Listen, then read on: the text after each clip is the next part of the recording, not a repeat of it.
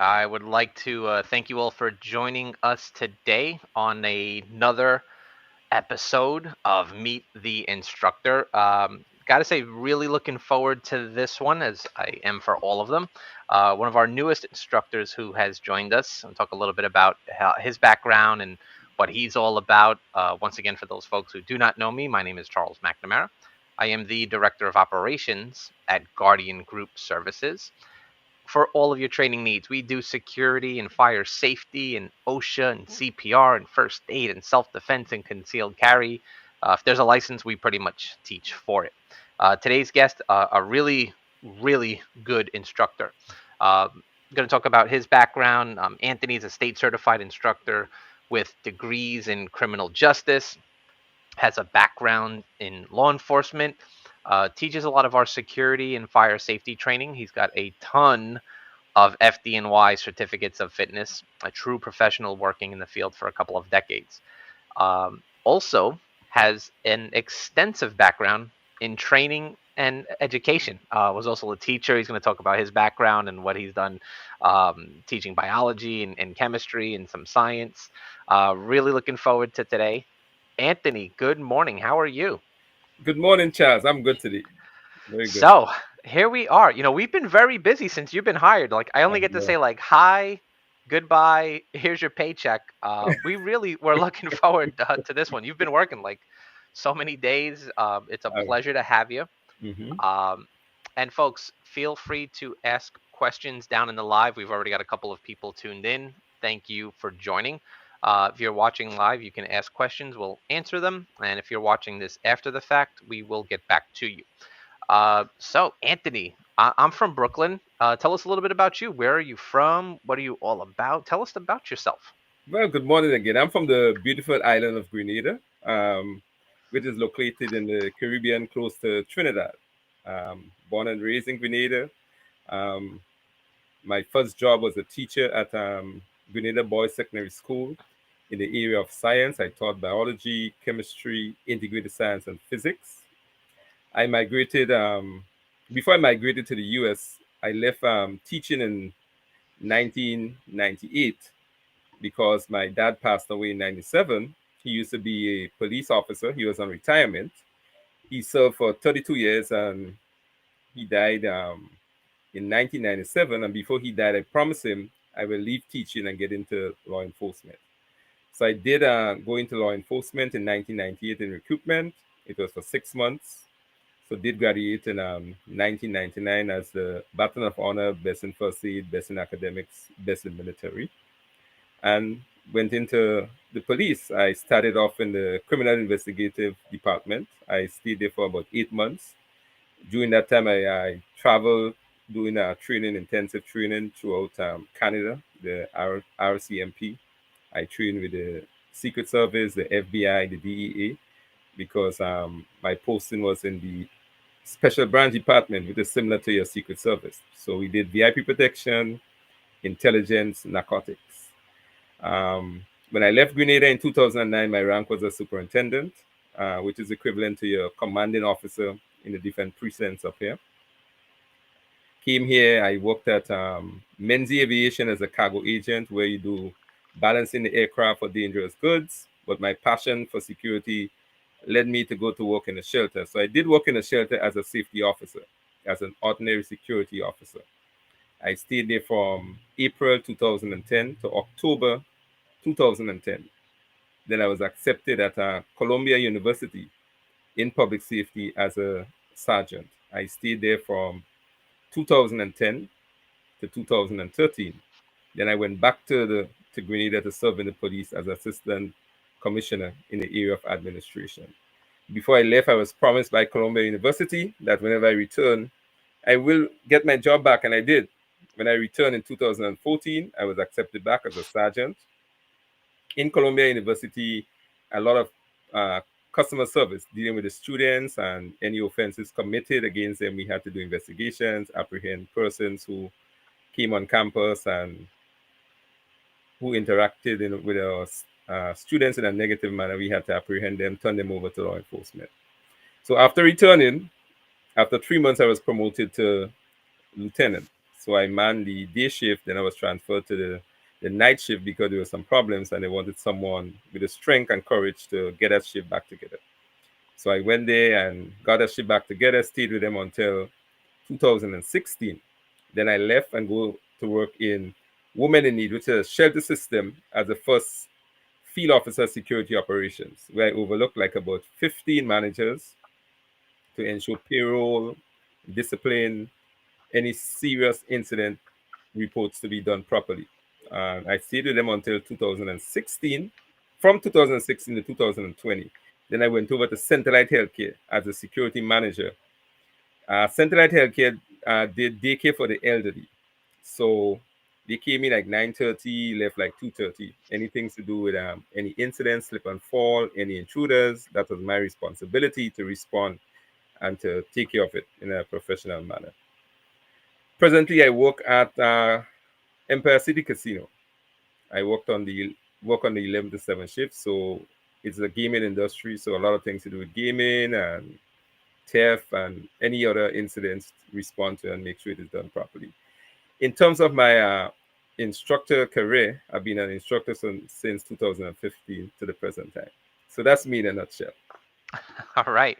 Well, thank you. I'm truly looking forward to it. I always feel a lot of the instructors kind of cut from the same cloth. They have such a passion for protecting others, but also training and education and helping the next set of ranks come through. I know with your history, you've helped so many seniors and youth, and it's amazing of all the things that you've done. So we want to thank you. Um, Folks, asking questions in the chat, feel free to post them. I will pop them up and we'll ask your instructor. Uh, we're going to jump right into it, man. Question number one. What do you feel are the common traits for a great instructor? Well, it's a difficult question, but I would say one is you got to be a great communicator. You have to love speaking, public speaking, and speaking to persons, no matter you see them for the first time. All right, you have to speak in a manner where people can understand you, because different people speak differently. They may have accents. Like myself, I do have an accent, so I tend to try to speak very slowly so that person can understand me. So I think one is being a great communicator, being an expert in the field. You have to Sure. know knowledge base in order to impart knowledge to a person. You yourself have to be very versed in it. So I think I'm very versed in security. I mean, I did a lot of training in terms of my policing career and also based on my academics and on a day-to-day basis, just living the life as a security. So I wanted to share one of the photos that you had shared with me with all of our viewers. And we're hoping you can elaborate just a little bit on it. 'Cause I thought this was great. The first one that I had, I put together was you in your background. You told me about what you do. So tell the folks who are watching what we got here. Okay, so the picture in the middle, that's my mom. And that's the person who I cherish up to today. She passed away in 2004. But that picture there was my graduation picture in 1999 when I graduated from the Royal Grenada Police Force Training School. So that's me there. You can see my rifle to my right side, and my mom is on my left side, who is so dear to me. The picture with the uniform, with the stripe, that's when I worked at Columbia University as a sergeant. And the other picture with the suit, with the crest, that's a Royal Grenada Police Force crest. I was attending a conference in St. Kitts. So these are some memorable pictures. At the top is our beautiful flag, as you can see, ice green and Absolutely. gold. One of the great things, I know you told me you're all about family. Your family was already on the podcast earlier, like wishing you well. I got such a kick out of that. It's really cool. And I think in security, we kind of get a second family. A lot of us work crazy hours. Sometimes, we have to do doubles, and sometimes we're more at the job site than we're at home. But I know that, some of your values are, family. Family is very, very big to you. Definitely. Um, Kind of ties into the next question. I know you talked a little bit about this, but what sparked that interest in becoming an instructor? Well, I would say it runs in the family. I have a brother who is a principal. My mom used to be a teacher. I also became a teacher. I believe in imparting knowledge to persons, providing guidance and mentoring people. and making person marketable. All right, Hmm. because yes, we at one level, other persons have to get to that level, and in order for them to get to that level, somebody need to pass on that information to them. So based on a personal fulfillment in terms of liking to see person excel in different areas, that's why I choose the path of becoming an instructor. Yeah, I think it's important too, especially for some people it just might be a job. They might work part time. They just need a couple of extra bucks. Feed the family, buy food, have fun. But a lot of people jump into this industry and they do make it a career. They'll kind of start off in security and then they kind of branch out, I always say, into like three roles. They might go into fire safety or security management or become like an armed guard. So I always feel like as an instructor and even as the director of operations, we have to provide individuals with a pathway. How do we help others succeed? I know you've been tremendous. This year alone, I looked at the numbers and you trained over 5,600 people, the year working with us. So kudos to you. Thank you. The next question kind of talks more about, career growth and becoming an instructor. A lot of people think, what, you've been on the job for, 20 years and you become an instructor, but there is a formal process, folks. So if you are looking to become an instructor, there are certain prerequisites that you have to meet. You have to take, required IDC training, instructor development courses, which are great. No matter what you're going to teach, you should have a syllabus and game plan. But how was your process like for you to become an instructor in New York State? Well, I could say I had it kind of different to other persons because coming into the US, I had a lot of training. Also, I had my when I did my teaching, I did induction to teaching. So we Hmm. did like classroom management, lesson planning, instructional techniques, knowing how to the different style person learns. So when you create your lesson plan, it can reach a wide cross section of the class. Also how you discipline in terms of grading, etc. So when I Hmm. came here and I was working at Columbia University at the time, and the training manager said, Anthony, you look like you someone could be a good instructor. I said, why not? So he told me, come over. We looked at the criteria. And when I looked at the criteria, I had everything. So I didn't have to attend any further training in the US. But I Hmm. did a lot of training as a cop, in how to train people, understanding the dynamics of person, how they behave and how they interact. So it was very easy for me. Different than how the other person had to go to a lot of different training, etc. So when we went to the point system, I was way surpassed the 70 points, which was needed. Yeah, I know. For me, I think I had 96 or 98 points Yeah, just from all of the military yeah, experience and the experience, training etc. things. Yeah. Hmm. I enjoyed my train the trainer. I had a chance to meet a lot of good people who are still in the industry teaching. Hmm. But I also found out very quickly, there's a lot of bad actors out there. People that are just going to give certificates, Yeah. which is not good in the industry, and the state does crack down on those characters. Um, it's amazing. I think almost all the instructors from my class are still teaching and working in the industry because there is room to grow, and security is not going anywhere Of anytime soon. course. The main thing, Always in demand. I always tell people, telling ain't training. You talked about having a good lesson plan and involving people throughout the training. We do things online, we do some things in person, but training is all about developing someone's skill set that they may not even know that they had. How did your previous work experience prepare you for the role to become an instructor? Well, one, the teaching. From the teaching, I Hmm. how you pitch your lesson to the class. Also, the lesson plan. Lesson plan is very important. You need to know what you're going to be telling the students, what question you'll be asking, anticipating some of the questions they would ask you. Basically, I think so. My teaching experience, combined with my law enforcement background, helped me a lot in security. So I'm able to understand the intricacies, and also I did training here as a guard. I worked at all levels in the US. I went from a security officer to supervisor to manager all the way up. So I understand the intricacies of all the different levels. So imparting that knowledge to students is very easy. Very, Hmm. very easy. Now, I know you've had a lot of positive influence on your life. I'm going to share the other photo that you gave me, which was really really cool. I had so much fun putting this one together. So this is you Okay, good. and your So ID.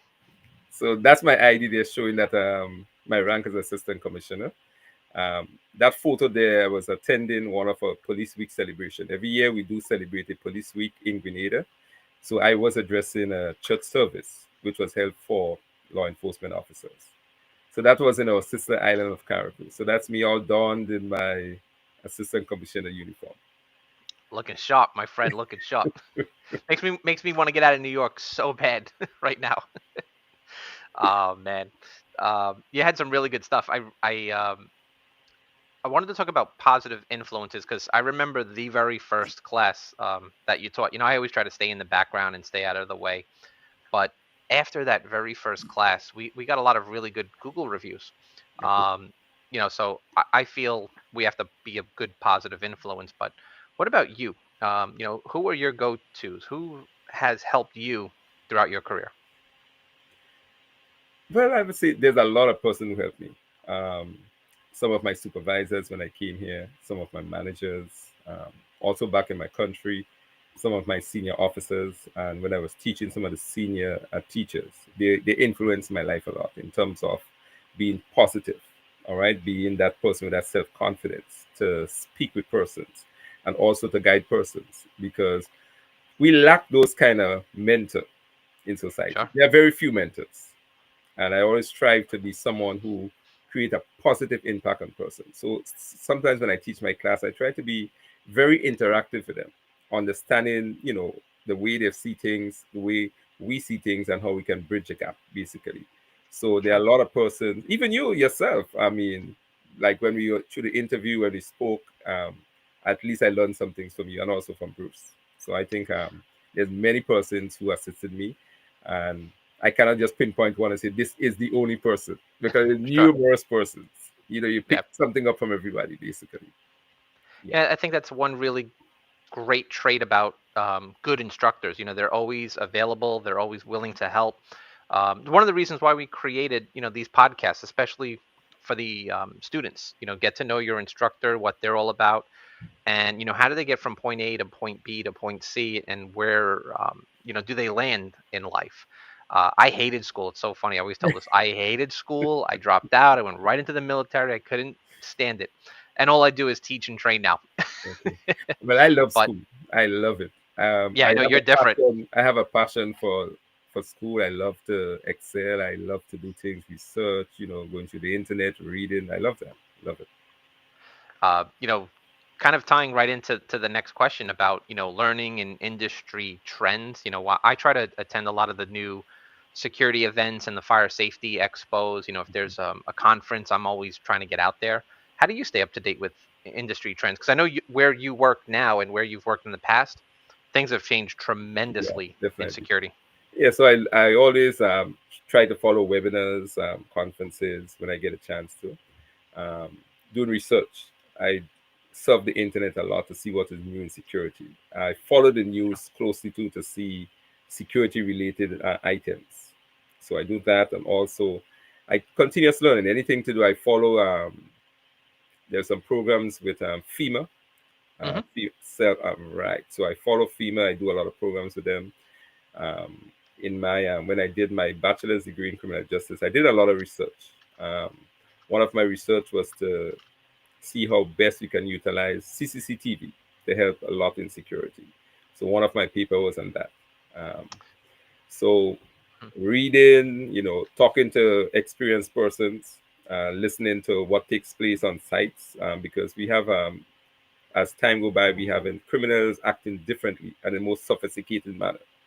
All right, so like cybersecurity, all these things is very helpful, and it gives you a broader perspective, so that when you are teaching, you can let your students know not only traditional offenses we have modern things, we have white collar crimes. So I tend to follow that, listen to court cases, read case laws, etc., to see things which is applicable, because in Hmm. security we do some of the criminal justice, we do some of hardcore law enforcement activities. Although we are not police officers, but some of our activities is similar to what they do, basically. Yeah, I agree with you. I remember when I was going to John Jay College, I was also working full time and a student full time. We had a lot of our coursework was on juvenile justice. And at that time, I really didn't understand it. It's like, I don't care. I want to become a cop. I don't, really care about kids. But it talked about, the pathway or the lack of path for students who might get into crimes, for a number of different reasons. And that kind of helped the security program at our location on, why certain things were happening in our neighborhoods. Hmm. A big thing as well is making sure you go to a valid training school. Yeah, For those folks who are not aware, you can always check the New York State Division of Criminal Justice website to see which are the approved training schools. There are a lot of bogus ones that are out there and that will basically give you a fake certificate and you don't get credit. So always make sure that when you do your training, you go to a valid school. I cannot stress that enough. that's very important. I will give you one example. When I came here, I went to a school in Manhattan, and they told me, "Oh, uh, you gotta do your 8 hour, you gotta do your 16, and you have to do a lot more training." Hmm. So I find it was kind of strange, and it was a bogus school. It Yeah. was a bogus school. So there's a lot of bogus schools outside it. So we gotta be very careful and mindful of that. Basically, this is absolutely true. I remember they're no longer in business, and I'm glad. There was one school downtown, I believe it was off Cortlandt Street, not too far from the Twin Towers back in the day, and to show you how old I am, where guys and gals were going in, paying their money. The guys would give them, some breakfast. They give them an orange juice or soda or something, typing up the paperwork and right out the door within 35 minutes. The Yeah, state eventually did crack down, and a lot of people lost their security guard license. The state went, they tracked those certificates down to those people, had everybody redo all of their training and reapply again. So you always want to go to a valid school. very Uh, important. Want to just say a quick hello. Got a couple of students popping in saying hello. Tommy, good morning. Lee wins. Good to see you. Lee says good morning. Hi Anthony. Lee, how are you today? So, folks, if you have any questions, feel free, put them in the chat. We will get to them. So, we both have done in person and online. Hmm. For the security training, I think we've kind of mastered that online training. They're live interactive courses, and sometimes people hear the word, online training, and they're like, I don't know if that's, legit or not. Folks, we're real. Here's one of your instructors. Um, what are your thoughts on in person versus online? Which do you prefer? How do you get more engagement? What works with you? Well, in terms of the engagement, I think the engagement is they are both equal, be it online, be it in person. But I think the most important thing is the convenience. All right, convenience towards the students. Our pitch towards the lesson, you're gonna get it 100%, be it in person or online. But to me, the online benefits a lot of the students. Is more beneficial to the students. The interaction, yes, they ask questions, everything is same, but it's just a convenience. Um, so I would say it is equal to me, but to the students, they may more gonna prefer the online. But I have no qualms of be it online or in person. Like I've taught online, I've taught in person, and no issues. Yeah. Yeah, it's all about the engagement. I mean, Yeah. I can literally count on my hand two or three instructors right off the top of my head who were just boring. They literally it was PowerPoint by death. Hmm. They would just throw their thing up on the board. They would read it for 8 hours straight. I'm like, this is No, terrible. no, Got another question. Someone had asked, have you ever had to remove any students for acting up? not really. I try and set the tone at the beginning, let them know what is expected. They may have. I can remember one instance I had to stop and get one to understand, in a nice, polite manner. I don't like to be harsh to people and to show the person. I let them know the benefits of Hmm. listening and following instructions. And at the end, she was like, "Oh, she was answering the most questions in the class." I think that's key, and sometimes people don't realize it, or they may not understand it till later on. That Hmm. the training and the topics that you cover are really meant to help them. when they're out there in the field, because you Of can course. make as many mistakes in training. And I always tell people, make mistakes, ask silly questions, Hmm. see how people respond, see what kind of answers you get different viewpoints. Um, Training is supposed to be a safe environment. You make a mistake, no biggie, we Hmm. correct it. If you make those mistakes out in the field, it really could be life and death. Yeah, that's one of the things I said. What insecurity is different to all other occupation, because if Hmm. you fail to do something, someone could lose their life. You can also lose your life or get serious hurt. So Yeah. that is a main fundamental we try to instill in the students, basically. Yeah. Now you teach, security, and you also teach some of the fire safety. And then I always kind Hmm. of say they're two different mindsets of a person sometimes, and they kind of battle with each other. Yeah. Where security, you're trying to keep people out who don't belong there, but if there's a fire emergency, you're trying to get those people who are in the building Out. out Yeah. as well. What, and I know that you are all about learning, my friend. What continuous professional development courses would you consider taking for yourself, or maybe recommend for others? I know FEMA is a really good one. Yeah. FEMA is one basically, which I would recommend to everyone. FEMA is one. Uh, FDNY certifications. I have a Hmm. host of FDNY certification, long list. But in the future, I'd like to look towards becoming a firearm instructor. I would like to become a firearm instructor, also the OC spray instructor. And I want to become a professor in one of the universities to do criminal justice. So I'm thinking about that way. So continuous learning, Hmm. thinking about that part, basically, and also to do my master's in criminal justice. I know we're gonna have the luxury of having you at one of the recent CCW classes, so I can't wait to see you there. Oh, Lord. Um, that's gonna be fun in downtown Brooklyn. That's gonna be a party, folks. Join the next CCW class if you're interested in July. It's the first two Sundays. You'll get a chance to meet your instructor. You get a chance to see me. Maybe we'll do some giveaways. We'll do like some T-shirts, some cool stuff. Um, and I feel that's important too for Mhm. a company like ours at Guardian. Yeah. We even want to build our instructors. We were talking about this yesterday. Yeah. Um, when the next round comes in, when we do the self defense and the pepper spray instructor courses, we're definitely going to have you there. We always feel it's important to keep the instructors in the know of what's going on with defensive tactics and just general safety. Hmm. You turn on the news or the internet, you kind of hear all these crazy things that are going on. Everybody has the right to protect themselves. Of course. And then if you can get paid for it as part of your job, that's a great thing as well. But I must give Um, kudos to your company, because this is one of the first company I ever saw where show so much interest in employees in terms of development. I must give you guys kudos. yeah, we the owner's not here today. He's actually at a client meeting. Bruce Weiss is big on customer service for the clients, for the staff, for the instructors, because that kind of sets the tone for everything else. Developing the instructors is just as important. The Of course. instructors need to stay in the know. Laws change. For folks, if you have to read the penal law, it's a huge book, tough to stay up to date with. But it goes back to what we were saying earlier about training and developing others. Where do I get that information? Or if I Hmm. don't know, who do I ask? Where can I get it from? Definitely. So professional development, very important. What resources would you recommend to other students? Kind of goes along, I think, with the other question. Yeah, definitely. So surfing the internet, reading, extensive reading. All right, there's a lot of materials outside there. There's a lot of research in terms of security, what what makes a good security guard. All these different things is very Hmm. important. Also, if you can follow certain webinars and conferences, so you can broaden your scope in terms of security. Security is evolving. We are more moving toward technology. And even one of our slides where we are talking of a hotel where we had this incorporation of a robot to do patrols in the parking lot, which is something new in security.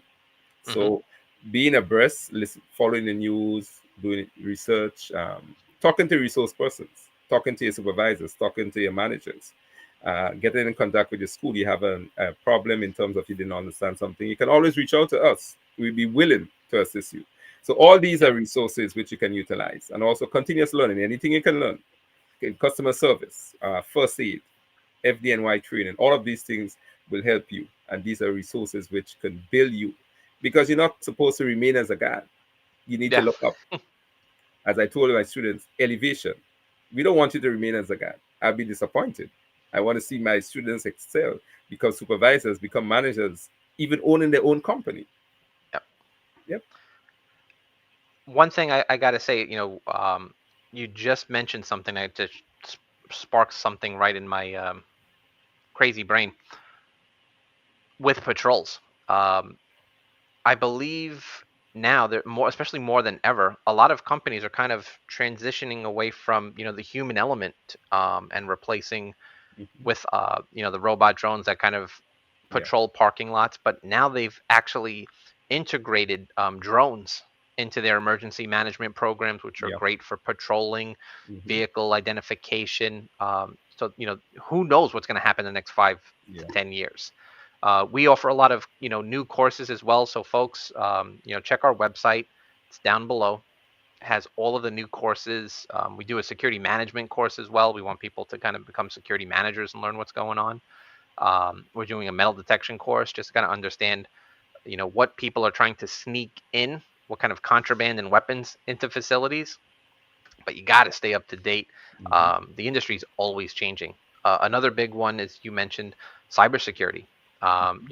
As we kind of transition away from cash, everything's kind of like on a card. The Hmm. armored car guard industry has changed over the years too. Um, just the way they collect, funds from trucks to banks and to facilities. You've taught a lot of classes over the years. So what has been your most memorable class so far? You know, yesterday, strange enough, yesterday in doing the 16 hour on the job training, so I gave the students the assignment to do some reports. And Charles, I was surprised in terms of the report which they wrote. If the 5W on the H was evident. So I told her, I said, you guys are even better than persons who've been in security. I was surprised. Hmm. So that was something which would uh, really strike me as to, how you impart knowledge to people, what they pick up, and how they're able. We say in communication, the communication loop, the sender, the receiver, and the feedback. And that feedback was tremendous. So I think that was one of my most memorable class, although it was just fresh in my memory. But looking back, I think yesterday class, I gave them kudos. And they all did pass the exam in the first try yesterday. Yeah, they actually did very good. Half of them had 100, no problem. The rest were like 92. They missed like one or two questions, I think. Yeah. It's always funny. I always joke and say this in the beginning of the classes, which one of my most memorable classes. I wasn't even teaching it; was just watching in the background. We had to remind somebody to put on pants during the class. They just forgot where they were, and they were good from the torso up, torso Yeah. down. I got to remind them, hey, everybody can see you. Mhm. Someone had asked a question about FD&Y certificates. You mentioned this. How many do you currently have, and which ones did you get from the FD&Y? That's a good question. How many I have in terms of FDNY? Yeah. Oh, I can't put a number, but I'm going to tell you some. I have the W07, which you are fire drill and fire drill instructor, so you can do fire drills at any building throughout the state of New York. I Hmm. also have my sprinkler and standpipe, F01, S95, F80, uh, also the fire safety director. So it's a lot of them, and there's still some I want to do because I like to learn and to expand my horizon because you never know. There's always growth, there's always development, there's always avenues. You got to make yourself marketable. Hmm. So I always try to Uh, make myself marketable. Another question from a student. It looks like they want to know, if have you ever do you teach the F80 course? Of course I do, and I did. How many classes I did with you guys so far? Yeah, I want to say you've Yeah, probably taught over a couple of dozen of yeah, the shelters. Yeah, yeah, check our website if you are interested. It's a great course. It's a good 1 day yeah, class. 8 hours. yeah. Very, very nice class. Very nice class. Yes, I do teach that. Someone asked about your FLSD experience. How long have you been in FLSD, and how long was your on-site exam? That's a good question. This has Um, definitely changed over the that's when I years. Yeah, that's when I used to work in the shelter between I think it could have been in 2019. I think it could be 2019. The on-site is like about an hour. All right, they come to the side. You have to make announcement over the PA system. They have to see how you can take the building offline. All right. So in case you got to do a drill or you need to call, give your certification number and let them know the reason why you're taking it offline and how long you want to take it offline for. So that's how you go. They test all of those things and how you teach. A lot of it is teaching your fire guards how to operate and how to know what to do in case there's a fire. Yeah. And they will also check your logbooks to make sure that you document everything that you, because in security, a lot of documentation. And Yeah. for the on-site for the FDNY is a lot of looking at your records, making sure everything is intact, making sure your inspections are done. All right. So we don't really do the inspection, but we have to ensure that the inspection is done. They check the standpipes, everything is done. Fire extinguishers, they're going to check the records to make sure that everything is done properly. So it's a lot of detail auditing. It's a lot Hmm. of auditing. So if you're going to get into that area, tell yourself you have to pay a lot of attention to details. You definitely, folks, have to pay attention to detail for the FLSD. I mean, I've heard some of the on sites now are between like 4 and 5 and 6 hours, like it's a full day Yeah. thing. Also depends on the size of your building. So the Mm-hmm. bigger the building, the longer the on site is going to be. You really have got to know your BIC card, your building information card. Mm-hmm. You got to know your fire safety and your EAP plan. Mm-hmm. But it's a great license to have, folks. I And could not also recommend that. knowing the phase one and phase two of your elevators. They're going to test you Hmm. on that also. Mm-hmm. Yeah, and it's hard to train for that. To be honest with you, folks, you really have to work closely with your building because if you're gonna recall those elevators, all of those elevators to that bank will come down, which means Mm-hmm. all of the tenants are now stuck upstairs and they may not be happy. So you got to plan that with your building. Training to set the speaker strobes off as well. Doing that off hours or weekends can be a challenge. Sometimes you Mm-hmm. can't do that depending upon who the tenants are. I've worked with several clients. They have live news feeds going on, so they cannot turn those things on when there's a live show going. Very difficult stuff. And sometimes, it's a law firm. They have client meetings or proceedings going on. You got to work around that stuff. Yeah. Good questions. Someone also just asked, do you teach the first aid and CPR classes? Are you certified to teach those? Yes, I am certified. I am certified to teach first aid and CPR and also the AED. Mm-hmm. Awesome. Good. I always say that, listen, forget about work. That's just a good license to have for Yeah. life. Mm-hmm. Life-saving skills are important. Um, so now this brings me kind of to like the last portion, and we always get some rapid questions of people want to know. So when I was getting ready for this, I collected a couple of this or that kind of things. Mm-hmm. Someone wanted me to ask you, what's your favorite food? They knew where you were from. They wanted to see Oh, how authentic you are. well, my favorite dish from Grenada is oil dung. It's a mixture of ground provision with all types of meat and callaloo. Very, very nice meal. You in Brooklyn, you should try one of our spots. There are a couple Grenadian restaurants in Brooklyn who does that. I'm not sure if you ever tasted it, but I have not. I sample all different kind of foods. But to pin down one in particular, no. I love meat. I'm a lover of meat. So you give me meat, I'm good.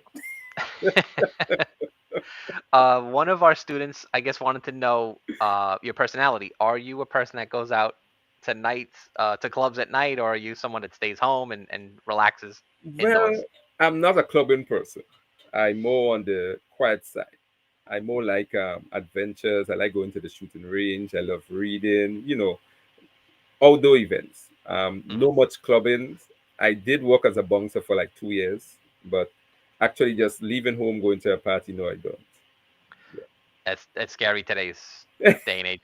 Yeah. Someone wanted to know: do you prefer day shifts or night shifts? Because they know that you work both Yeah. day and nights. Well, it's not really a preference. I can work in any shift, but presently I'm doing a night shift. The night shift is very challenging in terms of you are the only person there. We have no upper Hmm. management. Basically, in the daytime, you got different levels in case something happens. So, in the night, as a manager, all the responsibility is on you. Yeah, but I make the night in a flash. It goes very fast, and Yeah. especially working in a casino, there's music, there's lights, there's people moving, so it keeps you busy. I'm not the person who like to be in office. I'm a hands-on manager. I like to be on right on site to see what is taking place. So it keeps me busy, and even say if you think you may like the day shift, you might more prefer the night shift. Although people say, "Oh, you're gonna sleep," but no, my shift very active, we interactive, and everything is pretty much okay. Yeah, I gotta say, I think it depends on where you work. Yeah, I've done nights and overnights where there's nothing going on and it's tough. You got to keep your brain active, so you got to get up and do your patrols. That's how you don't fall asleep. of course. Keep yourself busy. Someone wanted to know, do you prefer working plain clothes or in uniform? Good question. Good question. Uh, in uniform, what I would say in uniform, you're more conspicuous. All right, you're able the deterrence. People look at you in uniform. In the plain Hmm. clothes, they may not know you're there. You might get into a physical altercation because they're not sure that you are security. So it all depends where you're working and what tasks you have. But uniform, I love uniform. I love it. I love it because it commands a kind of respect, and you have less work to make someone know, hey, I'm a security guard because they already Yeah. see your uniform. And your uniform must be clean, it must be fit properly, clean, and you're representing the company, you're representing yourself. Always remember that. I tell my students, clean appearance. Half of your job is completed already. People are going to That's respect you. so true. I mean, I've met a lot of veterans who've done the job for 10, 20 years, but they present horribly. Shirt is just not tucked. They're not squared away. Tie is, half off, and they just do themselves such a disservice Oh, when they present themselves that way. It's hard to control a situation or de-escalate a situation hmm. when you don't look the part. And I've Definitely. met thousands of people who are new, first day on the job. They look squared away. Their uniform is tight, and you would never know. You think they were doing the job for 20 years. Yep. Um, this was a really good question. Do you prefer going hands on to intervene with someone or verbal de escalation? Well, I believe in verbal de-escalation. Um, Verbal de-escalation is the key in everything that you do. Getting physical is a dangerous thing, all right, because you could get hurt, that individual could get hurt. There's transmission of diseases. You're not sure if that person is carrying some infected diseases like hepatitis B. Hmm. You can get cut in the process and you're not even sure that you get cut, and their transmission of fluid. So I believe in verbal de-escalation. And as a security guard, de-escalation is a key thing in security. Conflict resolution, de-escalating situations. All right. So the manner in which you speak to the individual, how you approach them. All right. You got to empathize. You got to listen. No matter how terrible they behaving, give them an ear.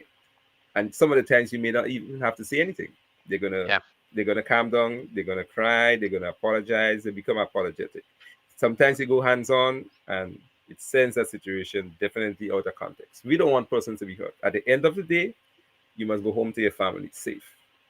Yeah. I And the I think person, yeah, and the person you interact with gonna say, yes, I did something wrong, but I was treated as a human being. Whenever someone tells you that, you did your job properly. you can get into those hands-on altercations, but there will be that one point in time. Listen, someone is always going to be bigger and badder. Yeah. And if you get hurt on the job, you have to worry about your medical bills. If you seriously hurt somebody, their Mhm. medical bills. And There's also, there might be some form of litigation, some yeah. civil lawsuit may follow, or you may even get arrested based on how you operate if you use excessive force. Hmm. And I always tell folks, listen, especially if you're a New York security guard, tensions run high, and people do not want to be told what to do. Verbal de-escalation is such a golden skill for you folks. If you can learn to de-escalate somebody, you have like the golden ticket to work anywhere. Good. Yeah. The last question someone asked. This is a good one because you don't see this as often anymore. Um, do you prefer foot patrols or vehicle patrols? Well, at my level, I will have to say I prefer both. Although in patrolling, it gives you a better perspective in terms of details.